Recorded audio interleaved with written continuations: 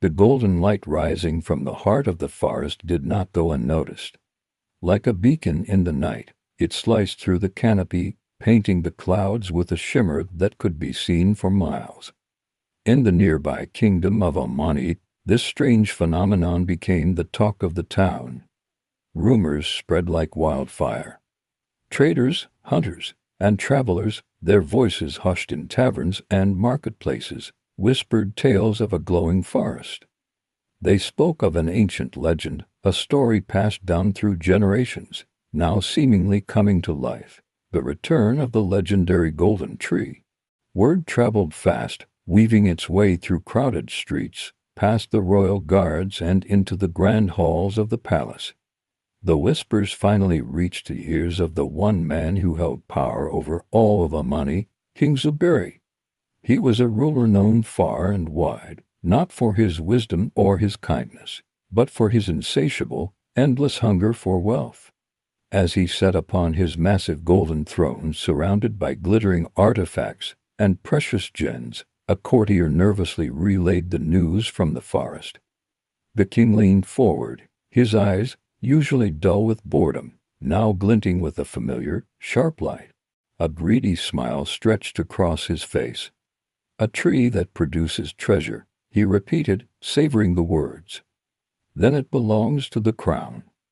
It belongs to me, his most trusted adviser." A wise old man who had served the king's father dared to step forward.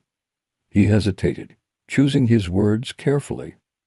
"My king, the legends say the tree is a test. It punishes those with greedy hearts. It is said that its magic is not for mortals to control." King Zuberi threw his head back and laughed, a loud booming sound that echoed off the stone walls of the throne room. The court flinched. "Legends are just stories for children," he sneered. "And if this tree truly punishes greed, then it has never met a king before.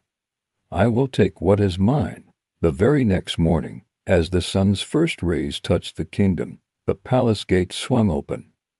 A formidable force marched out, their armor clinking in the crisp air. King Zuberi had dispatched his finest soldiers, along with a company of skilled woodcutters and a long train of empty wagons. Their orders were chillingly simple: march into the forest, locate the source of the golden light, cut down the golden tree, and bring every last branch, leaf, and splinter of it back to the palace. The king wanted it all.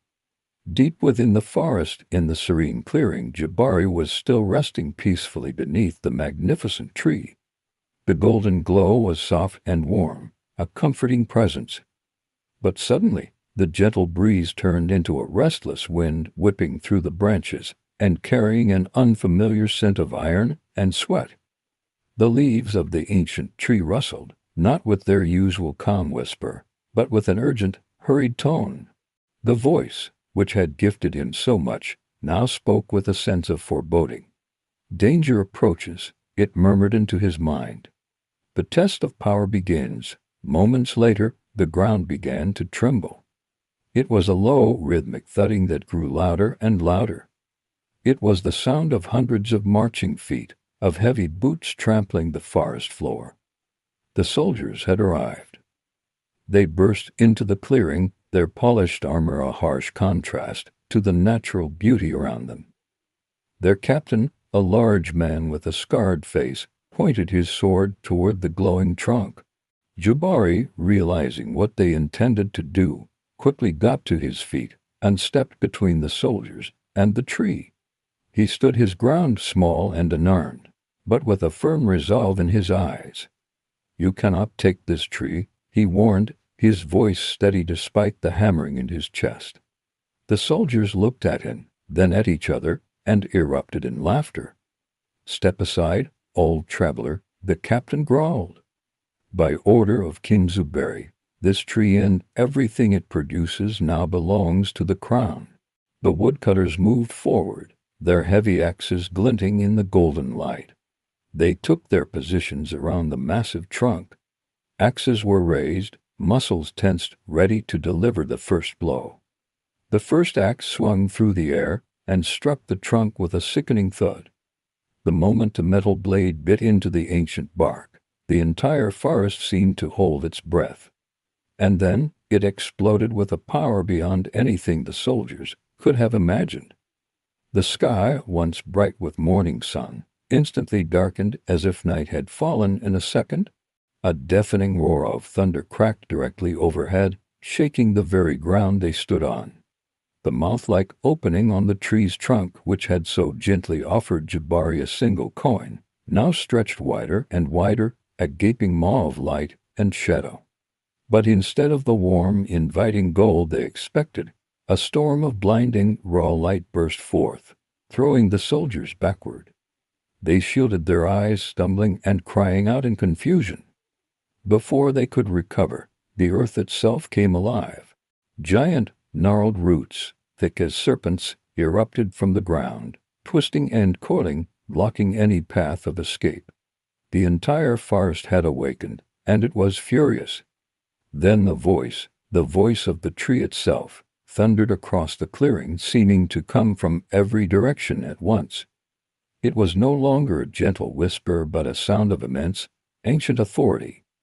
Those who seek wealth through greed shall be buried by it, and as it spoke, a torrent of gold coins erupted from the tree's mouth.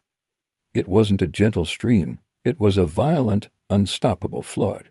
Thousands, millions of shimmering gold coins poured out, more treasure than anyone had ever seen in one place. For a moment, the soldiers were stunned into silence. Then their greed took over.